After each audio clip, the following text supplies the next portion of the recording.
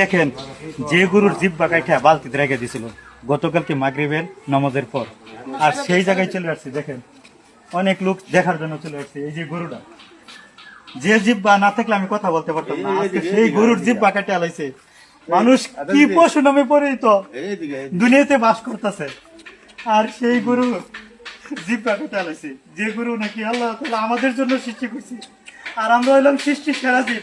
সৃষ্টির সেরা জীব এই গরুর জিব্বা কিভাবে কাটলাম এটা আমি সহ্য করতে পারতেছি না। আপনারা দেখেন যে গরুর কি পরিণাম। এই গরুর মুখে দাস লালা বাড়িতেছে, জিরবা কেটে লাইছে। আমি একটু আগে এর আগে ভিডিওর মধ্যে দেখাইছে জিরবা হাতে নিয়ে পুরা 5 ইঞ্চির মতো জিরবা কেটে লাইছে। আর আমার একটু জিরবার মধ্যে যদি একটু শুই পড়ে, একটু কাড়া বিধে, আমার সারা শরীর কম্পন সৃষ্টি হয়ে যায়।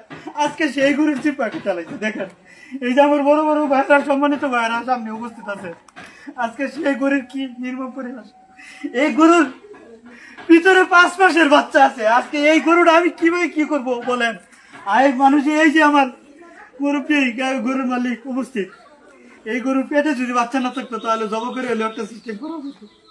কিন্তু আজকে সেই গরুর কি পরিহাস, কিন্তু কোনো কিছু করতে পারতেছে না।